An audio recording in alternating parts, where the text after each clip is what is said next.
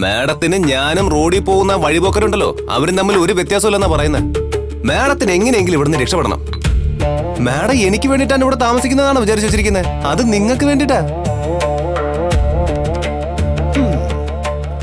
അത് നിങ്ങൾക്ക് എല്ലാവർക്കും അറിയാവുന്ന കാര്യം തന്നെയാണല്ലോ.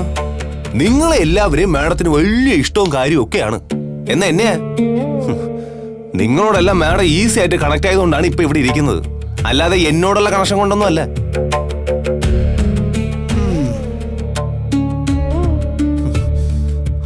നിധിനെ എനിക്ക് ഭാര്യയായിട്ട് കാണാൻ പറ്റുമോ? അതിന് നിധി സമ്മതിക്കണ്ടേ?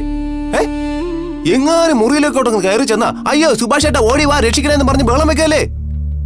ഇങ്ങനൊരവസ്ഥയിൽ ഞാൻ പുറത്തൊരു പെൺകുട്ടിയോട് പോയി സംസാരിച്ചു. വെറുതെ സംസാരിച്ചു. അതത്ര വലിയ തെറ്റാ?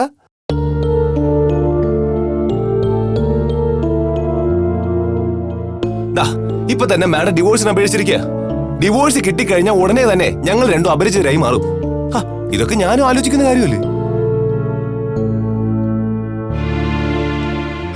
വേറൊരു കാര്യം അറിയോ? ഇന്നലെ ദിവസം മാഡത്തിന്റെ ബോസ് ഇങ്ങോട്ട് വന്നിരുന്നില്ലേ? അന്ന് എന്നെ എന്തും പറഞ്ഞ പരിചയപ്പെടുത്തിയെന്ന് അറിയോ?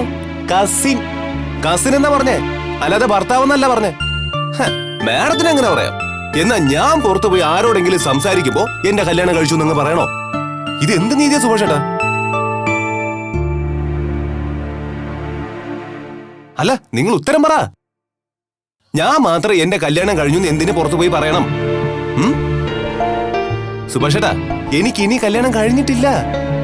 നിധി ഒറിജിനലാണെന്ന് വിശ്വസിക്കാത്ത ഒരു കല്യാണം ഞാൻ മാത്രം റിയലാണെന്ന് വിശ്വസിച്ച് എന്റെ സമയം കളയണോ?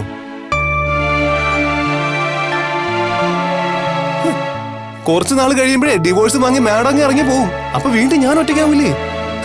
അപ്പൊ ഞാൻ ഇപ്പോഴേ ഒരു കുട്ടിയോട് സംസാരിച്ച് തുടങ്ങി കഴിഞ്ഞാ അതിലിപ്പോ എന്തൊരു തെറ്റുള്ളേ? പറ.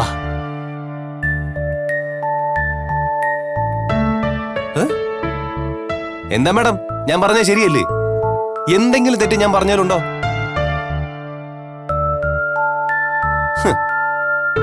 എനിക്ക് നിധിക്കും തമ്മിൽ നടന്നതേ ഒരു ഫേക്ക് മാരേജാ. നിധി എന്നെ ഹസ്ബൻഡായിട്ട് പോലും കാണുന്നില്ല. മറ്റുള്ളവരോടൊക്കെ ഞാൻ കസിൻ എന്നാണ് പരിചയപ്പെടുത്തുന്നത്. ടെക്നിക്കലി മാരീഡ് എന്ന് ഒഴിവാക്കാൻ വേണ്ടിട്ടേ ഡിവോഴ്സിന് പോയിരിക്കുക. അങ്ങനെ ഒരു സാഹചര്യത്തിൽ ഞാൻ മാത്രം നിധി എന്റെ വൈഫാണെന്ന് പറഞ്ഞ് കൊണ്ടു നടക്കുന്നത് ശരിയാണോ? പറ, ശരിയാണോ? നിങ്ങൾ പറ.